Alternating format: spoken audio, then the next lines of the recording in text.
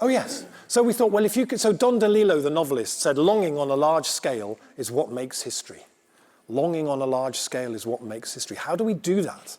We don't do that by talking about collapse and extinction all the time. So look, so we travel to 2035. We go there to collect recordings, to take photographs, to see what that world looks like. And this is our laboratory deep underneath the castle.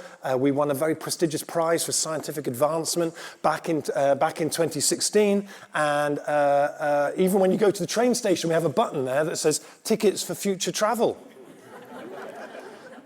Everyone's at it. It's just sort of, it's taken for granted almost there, really. And this is our lovely badge that we have. TOTNES actually stands for Task Force of Temporal Navigation, Exploration and Science. And but actually it's not been without controversy. Last year we attracted protests from fundamentalist mindfulness practitioners who argued that time travel was taking people out of living in the moment, getting people out of the now, but it attracted a counter-protest by people who argued for who said that chronodiversity is very, very important and that all times are very much welcome in TOTNES. So just in case any of you are still thinking, Rob, I don't believe you, I have a short little video that was taken in my kitchen. This is my wife, Emma, in the kitchen. If you look very closely, you'll see me setting off on one of my adventures to go and visit the future.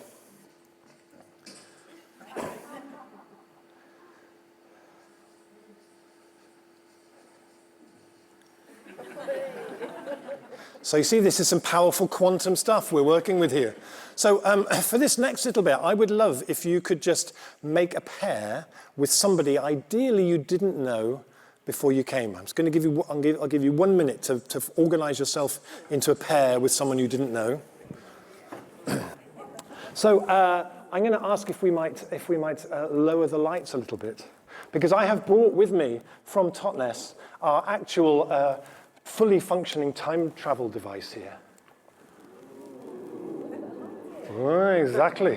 Which can turn any space into a time portal. So what I'm going to ask you to do is if you might close your eyes, please, and feel the ground underneath your feet. And I'm going to invite you to imagine that we are breaking free of the constraints, the bonds that tie us to 2026.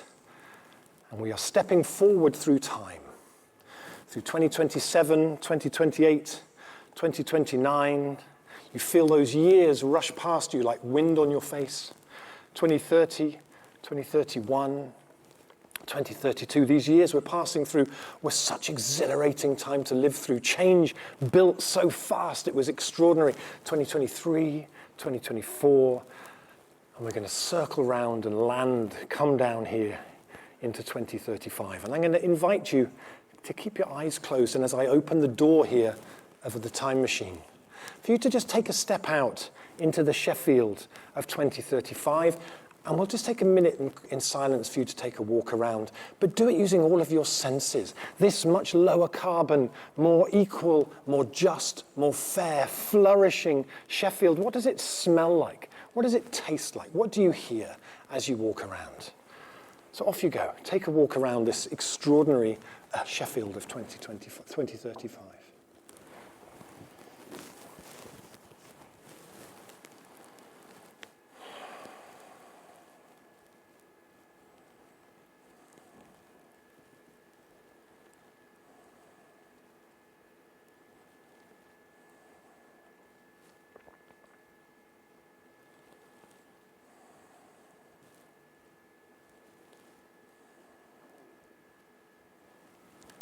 So I'm going to ask if you might keep your eyes closed and turn towards your partner. And we'll just take a minute or two for you to share with them. What did you see? What did you feel? What did you hear? How was that? Off you go.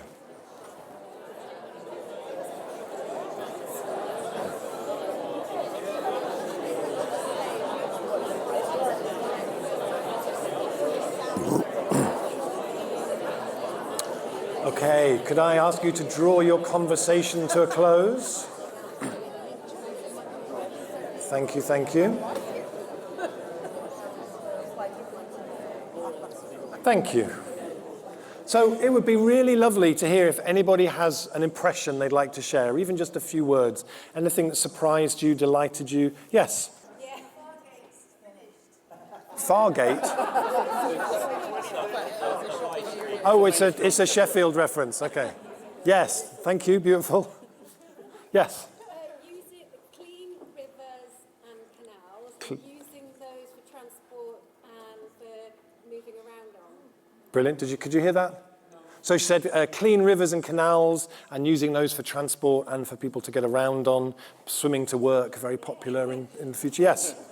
We observed that people come up with transport very early on, so we thought perhaps you'd just ban all private vehicles completely. Ban private vehicles. Yes? Interesting going on from there. In my world, I came out of the train station, which like I did this morning, and come towards the street. I didn't have to wait to cross the road because there was no cars. And instead of lots of shoe buildings, there was lots of trees. Yeah. Beautiful. So trees replacing the streets. Yes? I got a sense that it was serene. There was no need to be busy. Beautiful. Serene, more busy. Yeah? We had the imagery of like birdsong and kids playing come up quite a lot. Birdsong and kids playing. More tree cover and stuff like that, and just being not cars again. You know. More tree cover, less cars. We both had a high street just full of independent small businesses. Independent small businesses. Beautiful. Thank you. Thank you so much for doing that. I've done that activity, I was figuring out the other day, in the last few years, I think with about 15,000 people. And what's so fascinating to me is no one ever says, Rob, we got a new IKEA that's 4 times bigger than the one we used to have. It's great. Everybody says very much similar to what you've been saying here. And there was a woman called Elise Boulding who was doing this work back in the 1990s in men's prisons in the United States. She wrote this beautiful paper, identical again. Her conclusion was, I think we have many more allies for the work ahead than we might think we do. And I think that doing this should be a daily practice in the same way that yoga or running or meditation are, because the reality is doing the opposite is a daily practice for all of us. We open our phones, we turn on the news, and the future just disappears. And the future is being colonized, and the future is being cancelled, and it's really dangerous. When we live in a time where the far right, is that strange noises again? Is that me again? It's quantum interference. I'm sorry, I'll turn the time machine off, sorry. If I leave it on too long, dinosaurs start appearing and all sorts of stuff. So, because actually what the far right are doing right now is pointing to the future, filling it with nonsense, terrifying visions, positioning themselves as strong men to protect us from that. If same time, people who are progressive and understand what we need to do are also just doing the same thing, people get stuck like rabbits between 2 sets of headlights. So what I want to do is, as I mentioned, we regularly take journeys to go and visit this 2035, and I want to share with you a recent trip that we took there where I went to visit the Sheffield of 2035. Ooh, yes. And so we started our journey on this street. You know this street. I passed it on the way up. They were just down there, you know the one. And we started off here, and we set the controls of the time machine for 2035. And when we stepped out, that same street looked like this. Ooh. And the first impression when you step out into it is how much louder the birdsong is, how much cleaner the air is, but also there's like a look in people's eyes, a sense of, I think we might just do this. A sense of kind of shared purpose and excitement that was such a beautiful thing to see and so rare in the present that we had come from. If you turned and looked the other way down the street, looked like this. It was summer in Sheffield, obviously, but you could see where the old infrastructure used to be in terms of cars and different things, but had been replaced and taken back for cars, for children, for nature, for play. It was a beautiful, beautiful thing to see. And my friends, the bicycle rush hours of Sheffield in 2035 were a wonderful thing to see. Every morning, every evening, these rivers of bicycles, because we had built the infrastructure and people used it. We realized in 2026, every £1 million you spend building really great cycling infrastructure actually saves you £38 million off the national health bill. We started to make policy in a much more holistic way, seeing that all these things were really interconnected. Now, when you come into the middle of Sheffield, all the signs are in Dutch, I'm not sure why. Something happened in 2027 that no one wanted to talk to me about. But you remember these when you would drive in 2026 for cars, tell you how many spaces there were in the car parks. We've now built such amazing infrastructure for people to store their bikes that we need to have these signs as people come into the centre of the city. All those underground car parks, you remember underground car parks, we don't need them anymore. And they're repurposed instead for places for people to store their bikes. People fix them while you're at work. And I remember people telling me in 2026 that they felt like we didn't have all the solutions. We shouldn't start on this journey until we had all the solutions. What we found was that once we embarked with purpose and ambition and audacity, we found we were so much more inventive than we thought we were. This place, just down by the river here, where they needed to build a new primary school and extend the cycling infrastructure, they built the school so the roof of the school is the cycle lane. We started to design so much smarter and more intelligently with what we did. And it reminded me, I went on holiday with my wife to Wales and we saw this. And any cyclist, we spent 10 minutes looking at this. Any cyclists here who can say what on earth they think you're supposed to do with that, I have no idea.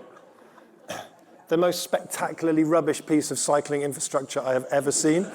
In the end, all we thought, maybe you're just supposed to glue your bike onto the street, But actually, in 2035, it's amazing. Every station you walk out of now, anywhere in this country, anywhere you go to, you see this, because we built it and people used it. As a result, we now live 6 months longer than we used to. We're healthier for longer. Mental health is improving because we get more exercise, we're outside more. Also, as we walked around in that world, we noticed that new buildings were not built like they used to be. We don't build with concrete and cement anymore because we knew that that was responsible for 9% of carbon emissions. So instead, we build every city, including Sheffield, is surrounded by amazing social enterprises who are processing locally produced materials, clay, hemp, straw, to create building materials that we now build new homes with. So all that money that would otherwise leak out and go to other places is staying in the city to build beautiful, affordable homes for people. And we were told back in 2026 that by 2035, the biggest growth area in the economy would be AI. Didn't turn out like that. Turned out the biggest area of growth, yes, absolutely. Turned out the biggest area of growth was mycelium. The mycelium economy. And we now use mycelium for so many different things, for food, for medicines, for construction materials. Gypsum plasterboard has been replaced by these mycelium-based building boards. We even have shoes made out of mushrooms, clothes made out of mushrooms. It's an extraordinary area of innovation, and Sheffield led the way on that, let me tell you. Amazing work happened here. Everywhere we went, we saw streets that had been closed because people organized and closed those streets to cars, took that space back for people and for play. They were very happy here to show me what this had looked like back in 2026, and it now looked like that. And you saw the same thing everywhere. It was like about liberating space from cars for doing other things that were much, much better with. And in 2036, this idea of GDP had been consigned to the dustbin of history where it always belonged. This idea that in order for something to be better, it had to be larger than it was last year. I'm a father. I have 4 sons. For a while, I wanted my kids to be bigger than they were the previous year, to keep growing ideally until they were just slightly smaller than me, and then to start growing in other ways, to become kinder and wiser and smarter and more skilled. I didn't just judge the value of my children on them being larger than they were until they were like 35 meters tall or something. But with the economy, that's how we did. So by 2035, we have a new set of indicators, well-being indicators. We measure the number of people with good teeth, the number of children playing in the street, the number of women able to walk home after dark, the stuff that actually matters to people. That's where the economy has shifted, and it unlocked so much brilliance and so many opportunities for social enterprises as well, to be the people who drove that forward and made that happen and delivered it. One of the things that I loved seeing God, I'm just getting worse and worse. One of the things that I loved seeing was this, which was we realized as the summers got hotter and hotter that this stuff represented a real public health hazard. It held so much heat in our cities, it was really dangerous. Stopped them being able to absorb water, was a factor in flooding. So by 2035, the de-paving movement has grown hugely. And the removal of concrete and tarmac has been something that councils are competing with each other. This is a school playground, you know this one, and we went there, which had been back in 2026, it looked like this. Now in 2036, it looked like this. And the removal of these hard surfaces led to so much innovation and job creation. But the great thing was that it wasn't driven by the 2026 Depaving Act passed in Parliament, it was driven by communities challenging each other. It was a fun kind of competition. People were out trying to, different neighbourhoods, different cities would challenge each other to see who could remove the most. And that was the spirit in which a lot of this stuff is happening in that future. And I brought you back the front cover of Forbes magazine. You remember, back in 2026, it was very much business as usual, economic growth magazine. By 2035, it's documenting this amazing shift that's happening, the culture change underneath it. No one now leaves school or university wanting to work in fintech, whatever on earth fintech is, I've no idea.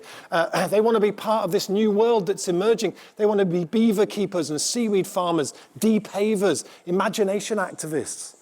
Because the culture is shifting with all of this as well. And people feel thrilled and excited to be part of making this happen. And I brought you back an actual video from 2036, which gives you a taste of how this stuff is now being communicated. You remember all that sort of narrative around climate back in 2026 that was kind of, well, we all have to do our bit. This sort of dour, kind of miserable messaging. This is how it's now communicated in 2035. Again, it's in Dutch. I'm not quite sure why. It doesn't matter that you don't understand Dutch. You'll get the idea what's going on.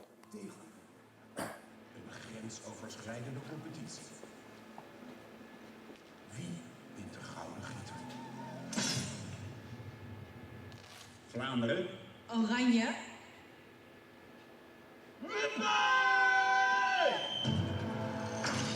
En we zijn begonnen. In deze steengoede wedstrijd met Nederland tegen Vlaanderen. Wie wint de meeste tegels en vervangt ze door groen? De eerste tegels vliegen eruit. En de plantjes gaan groen. Wip jij ook mee? Geef je gewipte tegels op van 21 maart tot 31 november in de wedstrijd. So yeah, doesn't that feel different from how a lot of this stuff was communicated before? So that's now how people talk about solar, about renewables, about urban agriculture, with that same kind of spirit and kind of urgency. We visited whole neighbourhoods now here in the city where the car has just been designed out of the fabric completely. It's amazing. It sounds so different from what we're used to back in the present day. You can hear things like people having piano lessons in their houses as you walk around, which I never remember being able to do before. They did have this car here. I think they kept this one like how sometimes in the pubs you see like old ploughs hanging from the ceiling. You know, it's like a sort of historical thing to show the kids, you know. And they grow great basil in it in the summer. And education, very, very different, moved away from kind of academies and more into social enterprises, running schools, and how all of that happens. And the education model has changed, so it's much more around imagination and play and problem solving, the skills we actually need. This is a new school that opened in Sheffield recently, designed by the kids, with an architect as well, obviously. But it turns out when you ask the kids to design their own school, they say it should have a rainforest in the middle. And many, many schools now have a rainforest in the middle. It's a beautiful thing. And testing was abolished in schools in 2027 as it was seen as one of the main blocks to childhood imagination that's so important in bringing this future about. And then we also found that people had discovered a solution to the flooding that we saw so much of in 2026 that was also a solution that led to a huge explosion in biodiversity. And it was a beautiful solution that required human beings doing almost nothing, which was that we just handed land back to beavers. And beavers are the most amazing hydrological engineers we've ever come across, and they can transform landscapes. And there is nothing in the temperate world for bringing biodiversity back like the reintroduction of beavers. Already in 2026, beavers were popping up everywhere. And by 2035, we could really see the impacts of that in terms of the huge amounts of water that they would trap. And agriculture started to really change, a lot more agroforestry, a lot more permanent plantings. We eat much less meat in that future, but actually nobody really even noticed that change actually happening. It just kind of happened. And most of the universities now that we went to see, universities have no lawn around them anymore. They're all surrounded by food gardens. Everyone learns to grow food as part of their time in university. And urban agriculture has just become something that we see as we walk around in the city. It's very, very standard. This urban farm here in Sheffield employs 2 people on about 3 acres of ground, and they grow about £150,000 worth of food every year, which they sell to the people who live around. It's just now part of the fabric of our cities, and the way the food system works has changed profoundly, again, driven by really innovative social enterprises in this city. So this, for example, this place we went to now in Sheffield, the school meals are 100% organic. 80% of them are grown in and around the city on land that the council bought for that purpose. And what we found was, 5 or 6 years after this happened, after the boldness and audacity that led to that shift, what it meant was that when they surveyed the people of the city, they found that people now ate 30% less ultra-processed food, 27% less meat, much more local food, because when an organisation moves with that sort of purpose and audacity, it leads to all kinds of shifts that no one could have predicted at the beginning. And also, Sheffield, like every other city now, is building a food belt around itself. Something which started in Liège in Belgium, this idea back in 2014, where the transition group started this question, what if in a generation's time the majority of food eaten in Liège came from the land closest to Liège? By 2018, they'd raised €5 million of investment from the people of Liège, not from the banks or the local authority, and to start 30 new cooperatives. By 2026, they were producing 3,500 school meals. They're building this whole new infrastructure around the city. By 2035, everywhere is doing it because it makes so much more sense. Why would you not build a food belt around your city when the need for resilience is so strong? And also, you might remember in 2025, there was a survey of young people that said that 48% of young people said they'd rather live without the internet. You could see the kind of fragmenting of social connections, the use of social media. And what does our activism look like if we acted as though time travel was possible? Which is a kind of a ridiculous suspension of disbelief type question, right? But you'll see, I'm going to explain why that matters. And so for the last couple of years, while I've been on this journey, I've had this young film crew of French and English young people making a film. And they made a little 1.5-minute trailer that will just give you a little taste of where that has taken me. So I want to kind of go back a bit. When did you start telling people you were a time traveller? You sound like my psychotherapist. There's so much in the narratives, I think, particularly within the environmental movement, where we talk about the time that we're in as being the end. When you think about the future, Yeah. how do you feel about the future? Probably fairly pessimistic, really. If we imagine we're going to make change on the scale we need to by just talking about extinction and collapse all the time, I think we're kind of missing a trick and we're doing something wrong. So it's true that at the moment the future looks like a very bleak and difficult and horrible place. But in our time machine, we've built it to explore different possible futures that aren't utopias, aren't dystopias, but are the future that resulted from us doing absolutely everything we could possibly have done during these next 10 years. What would that be? When you help people to time travel to the future in a way that feels exciting and they attach emotion to it, that imagining of the future becomes a memory. You create a memory of the future. We have turned this room into a time portal. I think when we step out of our time machine back into 2024, you look at the time that we're in now as the beginning of this great renaissance that happened. Well, we're at Boomtown Festival. I'm here because they've asked me to go and speak to about 10,000 people.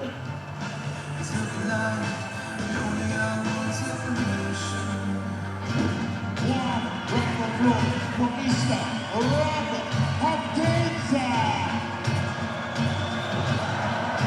Power to the imagination.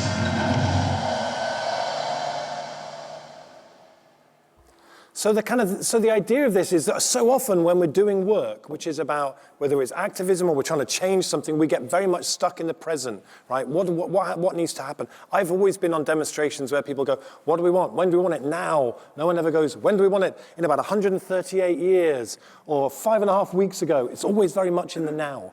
But I came across some really interesting people who are doing activism that plays with time and moves around in terms of time. These two incredible women, Rashida Phillips Phillips and a musician called Moormother do a project in the US called Black Quantum Futurism. They're phenomenal. And they bring together radical black politics with quantum science and with Afrofuturism in a way that's just absolutely gorgeous. And they talk about time travel and different understandings of time as part of a kind of empowering, liberating experience. This is an artist in Canada called Camille Turner who did a project called Afronautic Research Labs. So we all know about the horrific, traumatic history of the slave trade in the United States and its ongoing legacy to this day. Canada tells a different story about itself, that they were the nice guys. They were the safe place people could escape to. Wasn't quite like that. There was a very active slave trade on the east coast of Canada. And so she'd looked through the archives and found loads of material about this, things like adverts for slaves, rewards for slaves who'd managed to run away, adverts for slave auctions, inventories of ships, this kind of thing. And she puts all this material laminated on a table in a room with downward-facing lights, and people are invited to come in and read it. That's a great project on its own, right? But this is called the Afronautic Research Labs, because when you come in, there are two black people in ceremonial robes who stand in the corner, and they don't speak. They're just there to observe. And the story is that so important is this moment in time that they have traveled back from a future in which black people are flourishing to come back and to bear witness to this. They don't speak. And I love this idea that we start to do activism where we reach into the future to help us understand the past. We practice a kind of temporal fluidity in the activism that we do. Just feels beautiful to me, so different to what we were doing before. Anybody know who this incredible gentleman is? Sun Ra, good man yourself. This is Sun Ra, who was an extraordinary jazz musician in the 50s, 60s, 70s, 80s, early 90s. He told a story about himself where he said, "I'm not actually a human being, I'm an angel from Saturn." And with his band, they traveled through space. He used space travel as a different way of talking about black liberation than how the Black Panthers were at the time, and other people like that. And so he always dressed like this. His band, there was about 30 of them, lived in a house together, and they always dressed like this. I read a review of them from the 80s that said they looked like a school nativity play where everyone had decided to come as one of the three kings. And I wrote an article which you can find online called "What Sun Ra Can Teach the Climate Movement." And someone wrote a comment where they said, "We invited Sun Ra and his band to come and play in our theatre in Brecon in Wales. And when the band sent their rider of the things that they wanted backstage, it said, and you have to keep the 6 car parking spaces in front of the venue free so that his spaceship has somewhere to land." That's class. And I read an article that described him as being an everyday utopian. It wasn't an act he put on to go on stage. He was Sun Ra, he was from Saturn, everyone around him agreed with that. And when he died in 1993, his band, the new band leader, Marshall Allen, you can see at the back in red, is 101 and just released his first solo record. That's aging very gracefully, I think. So in North Philadelphia, there are many neighborhoods, mostly neighborhoods of color with very low tree cover. And as the city warms, that becomes a real public health problem.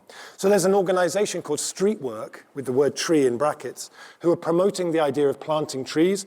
But they didn't just release a report called the North Philadelphia Afforestation Plan or something. They organized an event in the Arboretum. They invited Sun Ra's band to come and play as the way of launching it. And they called it Summoning the Future Forest. Summoning the future forest. It's just over there. We just need to create an event sufficiently magical and extraordinary that we summon it to come into the present. I think the art of summoning things from the future is something we all need to get better at. This is in North Wales, the Banau Brycheiniog National Park, who wrote this amazing document, their management plan, normally quite boring documents that nobody reads. This one is beautiful. It's full of stories from the future, postcards from the future, photos from the future. And I spoke at an event in Wales where the 2 women who wrote this were there, and afterwards they wrote to me and said, "Rob, we built a time machine."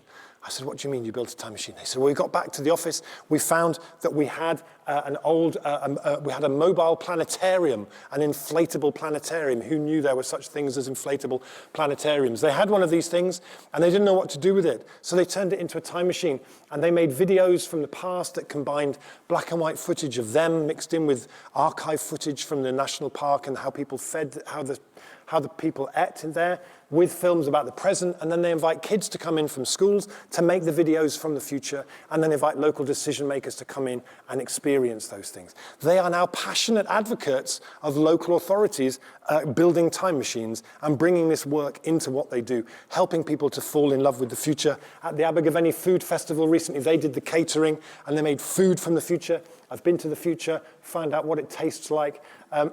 This is, some of you may remember, in April 2019, the first Extinction Rebellion in London, extraordinary event. And this is Waterloo Bridge, normally full of cars, backwards and forwards, not so nice. For the days of the rebellion, they closed that bridge for 8 days, and my wife was arrested twice trying to protect that from being to keep that as the case. And they turned it into a forest. They brought 49 mature trees in pots onto that bridge. It's what I call a pop-up tomorrow. You're all doing such amazing work here in Sheffield, reimagining the economy, reimagining how this city might work. How could we create events where we can sort of reach through a tear in the fabric of time and pull that future into the present so people can meet it and interact with it and touch it and feel it? I've showed this picture always in my talks. I've had 5 people come up to me and say, I used to work near Waterloo Bridge. I had to cross that bridge every day. And when it was like that, I remember stopping on that bridge and going, why can't it always be like this? There's such a power. I call this a pop-up tomorrow. They created a pop-up tomorrow that allowed people to experience what that would be like. And of course, in dystopian fiction, we do that all the time, and it's so much more powerful when it's linked to a place that we recognize. This scene in The Handmaid's Tale is so much more powerful because we know that place. It adds a new layer of story to a place that we know. That place, that place. If someone says, oh, it was like 1984, we kind of know what they're talking about. But recently in London, there was an organization who rewilded Trafalgar Square for a day. No one knew it was going to happen. They did it during the night. People who walk through Trafalgar Square every day stopped and were like, oh, what's going on here? Trafalgar Square has been rewilded. It's that, again, we bring a pop-up tomorrow. This is a beautiful project from the Netherlands called Bosk, created by an artist, where they had 1,000 mature trees in movable pots. And for about a month, this forest just went on a walk around the city and just popped up in different places. Places that were normally wind-swept public plazas that nobody was that bothered about began to be transformed. And all of a sudden, people could experience walking through that space as if it was a forest. And then it would move on and go somewhere else and leave people going, yeah, that. Can we do that? How do we do that with a social enterprise future? Take it for a walk around the city. Bring it to life for people, what it would look like when all this stuff really kind of manifests in that way. I was on a podcast a couple of years ago with a head teacher at a school in British Columbia, a place called Cortez Island. And I was talking, as by now you've probably imagined I did, about time travel and time machines. And then a year later, he got to me and he said, after that conversation, we reimagined the whole final year of the course, for the oldest year of students. They spent the whole year in 2040. And then at the end of the year, they hired the biggest hall in the town and they invited all the community to come and experience it. They had to walk in through this time tunnel. There was an art exhibition from the future. There was food from the future. There was a collection of leaflets of the organizations created by the students that had made this shift possible. One of them was for the Ministry of Public Beauty, which opened in 2026. He said it was such a profoundly different experience for them than sitting around doing some academic thing about what the future might be like. Really, really extraordinary. So I was thinking, we were talking on yesterday, saying actually, maybe we could be thinking, what if in 2 years' time, the biggest production on the West End was a musical about the social enterprise revolution in Sheffield. You know, how do we move this into different places? How do we make it this like TV programs or whatever it needs to be? So just to finish off, how are we doing for time? 5 minutes? Okay. Before I want to do that, I want to do one little thing with you, which is really good fun. You're going to need your partners again for this.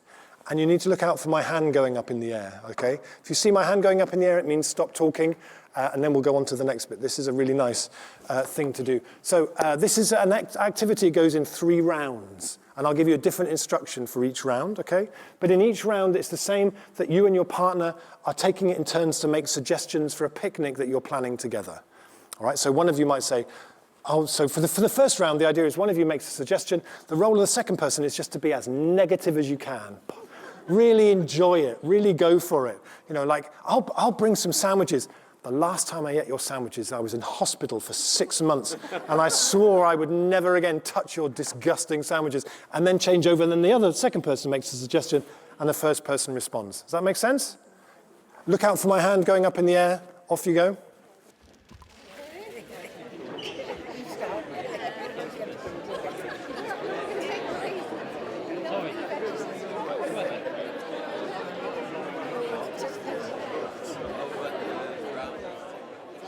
Beautiful, thank you. Okay, so for the second round, it's the same idea. You're going to take it in turns, making suggestions. This time, the role of the second person is to accept the invitation, but with absolutely no enthusiasm at all. So the first person might say, I'll bring a cake. And the second person might say, well, if you must. Off you go.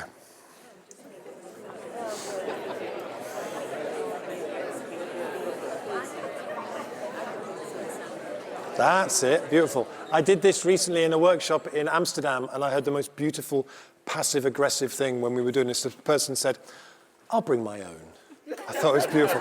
I'll bring my own. Okay, so for this last one, this is the yes and one, okay? So for this one, you're going to accept the other person's invitation and add to it. And then they're going to add to that, and you're going to add to that. And you're going to allow yourself to create something ridiculous and extraordinary. So you might say, I'll bring a bottle of champagne. Yes, yes. And we could open a champagne bar down by the river. Yes, yes. And we could invite Elton John to come and play the piano. Yes, yes. And we could build a rocket in his honor, wherever it goes. Just enjoy. Off you go.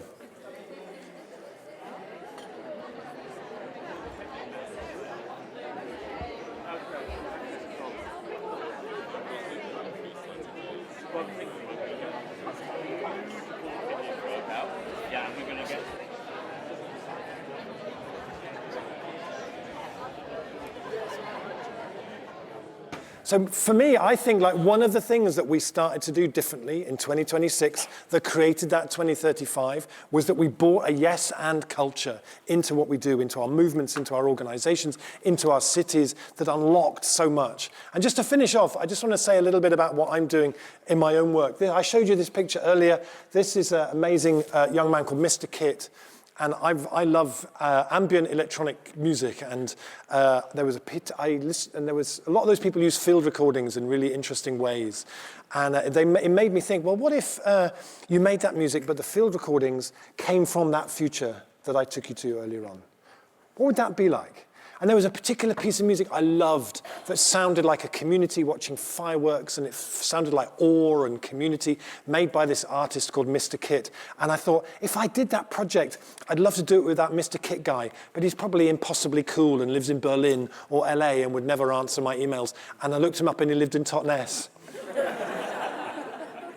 So we met for a coffee. I said, look, I've got this idea. And we started working, and I would go to visit places, some of which I've shown you here today, and I would make field recordings there, and then he would turn them into these gorgeous pieces of music. Last year, we made a double record, which you can still find. You can find it on Bandcamp. Listen to the whole thing there in its entirety. And then off the back of that, we started to make videos to accompany each piece to create a live touring time portal experience called Field Recordings from the Future. And we did the first performance of it last year in Plymouth, and this is a little taste of what that looked like.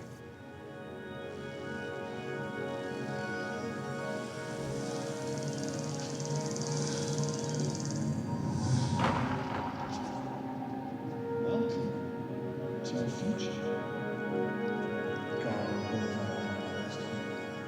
There's nothing else like it.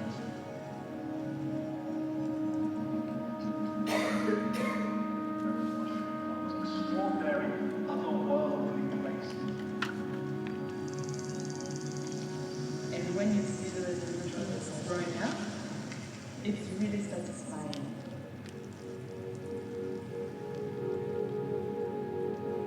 People are no longer defined by their postcodes, and there are no areas of deprivation.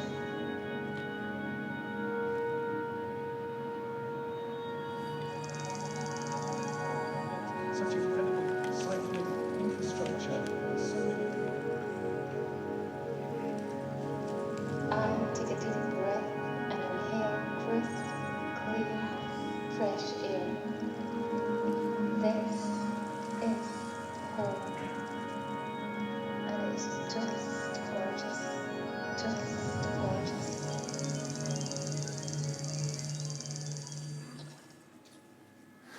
So we're working with Joe and the guys at Opus around bringing the field recordings from the future time portal to Sheffield later this year. And we would love it to be something that is a real showcase and celebration of everything that's already happening here and allows people to step through into what that future could be like. And we'd love you all to be part of that and to be part of making that happen. We're also working on a comic book with a Belgian cartoonist, because I figure if Jeff Bezos and Elon Musk had grown up reading comic books about beaver rewilding and regenerative agriculture, maybe the world might look a little bit different. So we're building this comic. This is about us building our time machine from an old bus and how we used it to travel to gather recordings. And also we've been working with some amazing engineers and hackers to create arcade devices that connect people to the future in different ways. This is our fortune-telling machine, and you press the button. It's a powerful quantum device. It downloads your actual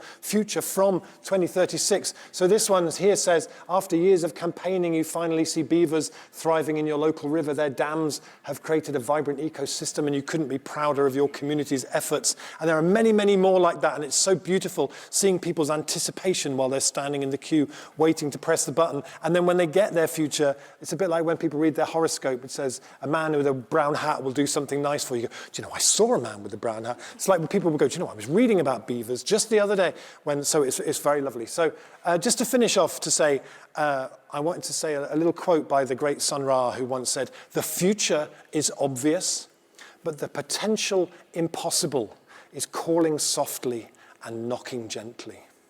And if you want to find out anything else about what I do a podcast called From What If to What Next, and I do a newsletter every month called the Time Traveller's Gazette, which is free. You just go to my website, put your email address in and sign up, and then that's the journey that I'm on with all of this stuff. Come join me on that journey of discovery around time and time travel. It's very interesting, and you'll hopefully find some useful tools and insights there.